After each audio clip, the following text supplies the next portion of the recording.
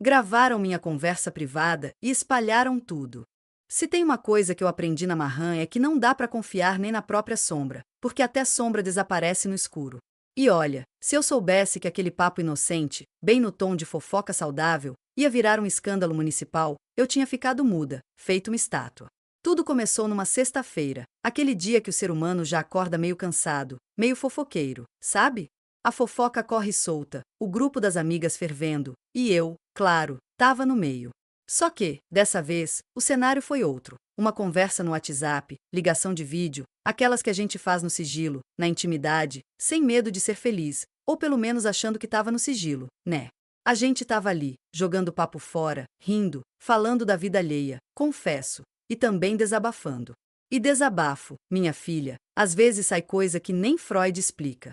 E aí que no meio desse papo, eu, na minha santa inocência, soltei umas verdades. Não eram mentiras, tá?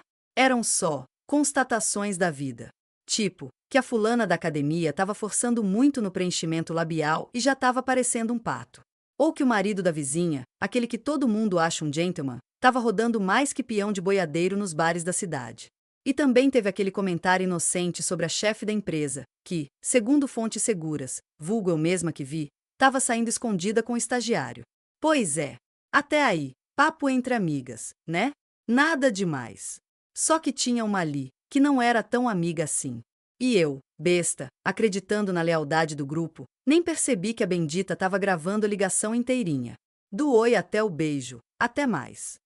Cada risadinha, cada sussurro, cada veneninho jogado, tudo devidamente salvo no rolo de câmera da fulana. E não satisfeita em ter essa preciosidade nas mãos, ela resolveu, digamos, compartilhar cultura. Isso mesmo. E compartilhou bonito. Primeiro, vazou no grupo das meninas da Zumba. Depois, no grupo dos vizinhos. Quando eu vi, até o padeiro estava me olhando torto, e eu jurando que era porque eu tinha esquecido de pagar aquele fiado da semana passada. Mal sabia eu que ele tinha escutado tudinho. E o pior, do jeitinho que eu falei. Sem cortes. Sem censura. A versão estendida da vergonha alheia. E aí, meu amor, começou a tempestade. Só que, até então, eu nem sonhava que o áudio estava rodando na cidade inteira. Eu só comecei a desconfiar quando a vizinha do 301, aquela sonsa que mal dá bom dia, apareceu no elevador me olhando de cima a baixo, com aquela cara de quem sabe de tudo. E ainda solta: nossa, achei tão engraçado aquilo que você falou. E eu, com cara de paisagem, fingindo demência. Ah, o quê? Fingindo mais que atriz mexicana de novela barata. Só que ali eu já senti o cheiro da treta vindo. E, Soiler, era só o começo. No começo eu achei que era só paranoia da minha cabeça, sabe? Aquela coisa de achar que tá todo mundo falando de você, mas na verdade é só o cérebro surtando.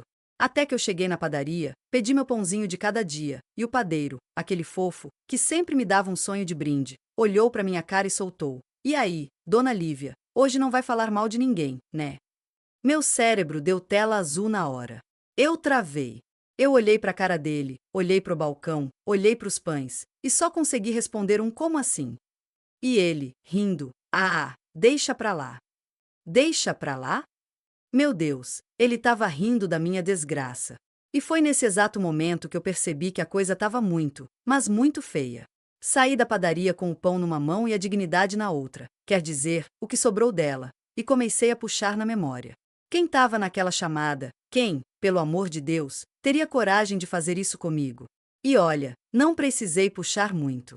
Porque não deu nem 2 horas e me chega uma mensagem da Carla, minha amiga da época da escola, que nem estava na ligação. Ela me manda assim, na cara dura: "Menina, tu é doida, né?" Eu morri de rir com aquele áudio. "Tu não presta. KKKKK." Eu li, reli, esfreguei os olhos, achei que tava doida. Perguntei na lata: "Que áudio, Carla?"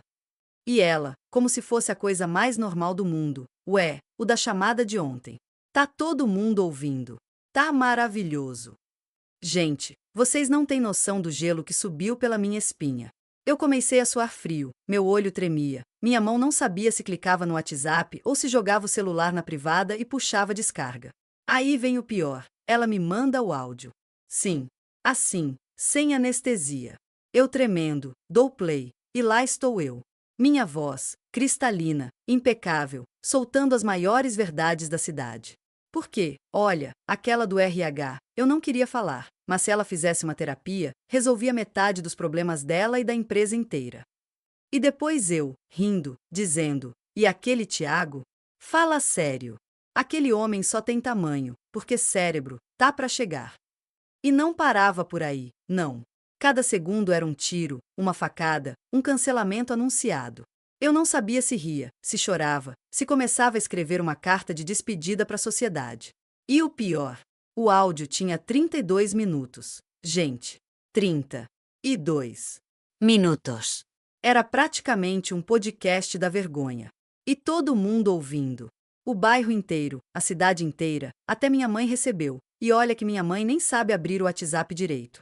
E como se não bastasse, começaram a pipocar mensagens no meu celular. Nossa, Lívia, não sabia que você pensava isso de mim. Sério que você acha isso do meu marido? A terapia da fulana não te diz respeito, tá? E eu? Eu já tava no modo finge-morte, com vontade de cavar um buraco no chão, me enfiar dentro e só sair em 2050. Só que, né, o pior ainda tava por vir. Muito pior. Se eu achava que já tinha vivido o auge da vergonha, era porque eu não fazia ideia do que me aguardava. Porque, meu amor, uma coisa é você descobrir que seu áudio vazou, outra coisa é você viver o after desse vazamento. No dia seguinte, eu decidi que ia bancar a plena, erguer a cabeça e fingir costume. Me arrumei toda, passei aquele reboco nível nada me abala, coloquei um óculos escuro maior que a minha cara e fui trabalhar, como se nada tivesse acontecido. Só que, assim que pisei na porta da empresa, eu já senti o clima, o peso. As pessoas me olhavam de canto, uns segurando risada, outros com cara de indignação, e uns até me encarando como se eu tivesse cometido um crime federal. E o auge foi quando eu entrei na sala do café e todo mundo, absolutamente todo mundo, ficou em silêncio. Gente, vocês já viveram aquele silêncio que dói no ouvido? Que parece que até o som da geladeira te julga. Pois é. Eu, fingindo uma naturalidade que eu não tinha, fui lá, passei meu cafezinho, e no meio do silêncio, escuto alguém cochichar bem baixinho, mas naqueles cochichos que são altos o suficiente para você ouvir. A do RH chegou. Será que ela já sabe que virou meme no grupo? Meme. Não. Grupo. Eu quase cuspi o café. A mão tremia tanto que eu quase derrubei o açúcar inteiro na xícara. E para piorar, meu celular vibra. Notificação de quê? Do grupo da empresa. E o que tinha lá? Uma figurinha com a minha cara. Sim, a minha cara printada de uma foto antiga, toda torta, toda horrorosa, com a legenda: se não for para falar verdades, eu nem me envolvo. Eu virei figurinha. Eu virei entretenimento nacional. Eu já tava assim, suando, tremendo, quando entra quem? Ela. A musa do RH. A dona da terapia que eu mencionei no áudio. E ela veio andando, plena, na pose, salto batendo no piso, e eu, naquele momento, já estava ensaiando a fuga pela janela. Ela me olha, faz aquele sorrisinho que não é sorriso, é ameaça disfarçada, e solta: bom dia, espero que hoje seja um dia de muito aprendizado para todos nós. A mulher falou isso olhando diretamente para mim. Meus órgãos internos simplesmente se dissolveram. E para completar, minha chefe manda me chamar na sala dela. E eu? Já estava certa que era demissão, processo, polícia, Datena, plantão da Globo, tudo. Entrei na sala com a alma já do lado de fora do corpo. Ela me olha, cruza os braços e fala: então, parece que você anda bem comunicativa, né? Eu travei. Eu queria abrir a boca, mas não saía som. Só que ela não parou por aí. Puxou o celular, colocou em cima da mesa, deu play, e lá estava eu. Eu, no viva voz. Eu, falando: a chefe? Ela só sabe cobrar, mas trabalhar que é bom, nunca vi. Gente, eu senti meu espírito sair pela janela. E ela, plena, pausou o áudio, olhou na minha cara e disse: quer me contar mais alguma coisa, ou tá tudo registrado no Spotify da cidade? Eu queria evaporar, sumir, ser abduzida, qualquer coisa. Só que, não dava mais. A catástrofe estava feita. E o pior, ainda tinha mais gente para descobrir. Quando eu achei que não dava para descer mais nenhum degrau na escada da humilhação, a vida me provou que sempre tem um subsolo reservado para quem fala demais na hora errada. Saí da sala da chefe em estado de choque, suando mais que tampa de marmita, e só pensava numa coisa: descobrir quem foi a criatura abençoada que teve a audácia de gravar minha ligação e jogar no mundo como se fosse podcast de fofoca. E olha, nem precisei me esforçar muito, porque, minha filha, a língua do povo é mais rápida que a internet fibra ótica. Bastou eu dar 3 passos no corredor, que a Júlia, aquela sonsa do financeiro, que se faz de santa mas é mais fofoqueira que rádio comunitária, já veio se tremendo para me contar. Chegou com aquele jeitinho de quem não quer nada, segurando um papel só para disfarçar, e soltou: amiga, fiquei sabendo, tá? Tô do seu lado, viu? Mas, você já sabe quem gravou. Eu, com cara de quem já morreu e voltou, respondi: aham, tô descobrindo ainda. E ela, segurando a língua para não explodir, arregala os olhos e solta: então, dizem que foi a Vanessa. Na hora meu olho virou. Vanessa. A falsa. A dissimulada. A que estava na chamada fazendo a fofa, rindo de tudo, dizendo: ai, para, você é boba demais. Ai, gente, morro com vocês, essa mesma. Aquela que, aparentemente, enquanto ria, tava com o botãozinho de gravar apertado. Eu quis sair dali direto para a delegacia do Karma. E para ter certeza, fiz o que qualquer pessoa faria numa situação dessas. Fui direto no Instagram dela. E adivinha? A bonita tava postando enigmas. Sim, enigma, indireta, enigmática que só ela. Uma foto preta, escrito: cuidado com quem fala demais, às vezes o universo escuta. Eu quase atravessei o celular na parede. E não parou por aí não. Nos stories, ela teve a cara de pau de postar uma enquete: vocês acham que sinceridade demais afasta as pessoas? Com 87% votando sim, mas é necessário. Ou seja, ela basicamente assinou embaixo que foi ela. E enquanto eu estava surtando, começam a pipocar mais notificações no meu WhatsApp. E não eram de qualquer pessoa, não. Eram dos meus próprios familiares. Meu primo, kkkkkkkk Lívia, que palhaçada é essa?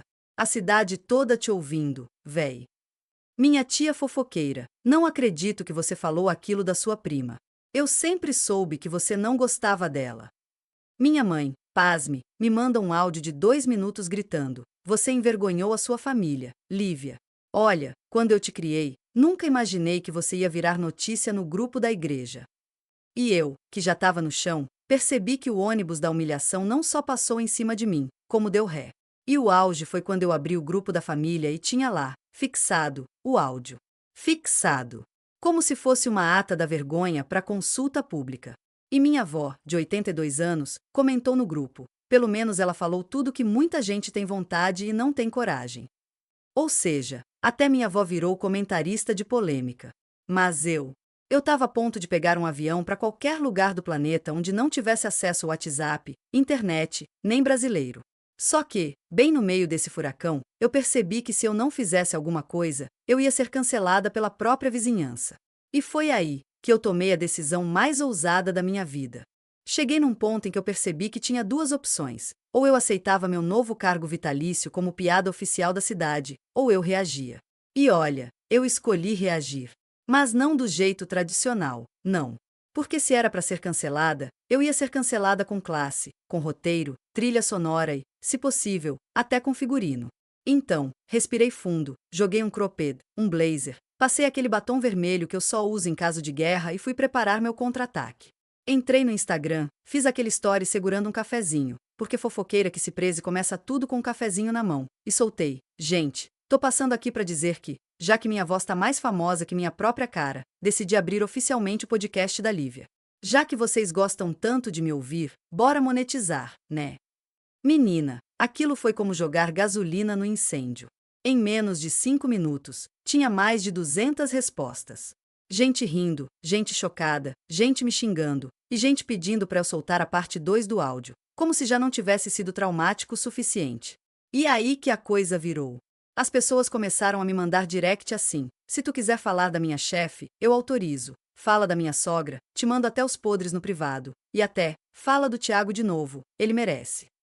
Ou seja, além de viralizar, eu virei consultora de fofoca. Mas nem tudo são flores no jardim da treta, né? Porque, enquanto uns riam, outros queriam meu couro. E quem você acha que me chamou no privado, com textão, se fazendo de vítima? Ela mesma. A Vanessa. Aquela traíra, falsa, duas caras, com cara de quem nunca quebrou um prato, mas que quebrou minha vida inteira num áudio de 32 minutos. Ela me manda assim: sabe, Lívia, eu tô muito decepcionada com você. Eu nunca imaginei que você falaria aquelas coisas. Me magoou muito, e olha, eu só gravei porque eu achei que alguém precisava saber quem você realmente é. Oi? A culpada querendo virar vítima. A cara nem arde, né? E eu, que já tava no modo sem filtro, respondi na lata: querida, você não gravou porque se preocupou com ninguém. Você gravou porque não perde uma fofoca e quis se aparecer. E olha, conseguiu. Palmas pra você, estrela do mês. E ela: se você não se retratar, eu vou te processar. Eu ri tanto que quase engasguei com a própria saliva. Processar? Vai me processar por quê, minha filha? Por dizer que o Tiago não tem cérebro? Por falar que o RH precisa de terapia? A cidade inteira concorda, só eu que tive coragem de falar. E foi nesse clima maravilhoso de caos, ranço e gritaria interna que eu decidi que não ia abaixar a cabeça. Pelo contrário. Se era pra tombar, eu ia tombar com glitter, luz de LED e playlist no talo. Então, preparei um textão. Sim, aquele textão que você sabe que vai fazer barulho. E postei nos stories, no feed, no grupo da família, no grupo dos amigos, no grupo da empresa e, se pudesse, tinha mandado até pra NASA. Mas o que eu escrevi ali, rapaz, ia mudar o rumo dessa história. E olha, quem tava rindo, ia começar a se coçar. O texto que eu soltei foi simplesmente um divisor de águas. Eu comecei assim, bem plena, bem debochada. Já que todo mundo virou especialista na minha vida, vamos deixar tudo bem claro, tá? Sim, eu falei. Falei do Tiago, falei do RH, falei da chefia e falei mesmo. E sabe por quê? Porque eu tenho língua, eu tenho opinião, e diferente de certas pessoas, eu não fico gravando conversa dos outros escondido para depois sair espalhando igual carro de som na feira. Pá! Foi assim que eu comecei, sem dó nem piedade. E continuei. Se vocês estão chocados com o que ouviram no áudio, imagina se escutassem o que eu penso de verdade. Aí sim ia dar pane no sistema. E finalizei com: e para quem ficou ofendidíssimo, fiquem tranquilos, porque eu só falo de quem dá motivo. E se doeu, é porque serviu. Postei isso, fechei o celular, fui tomar uma água e quando voltei. Gente!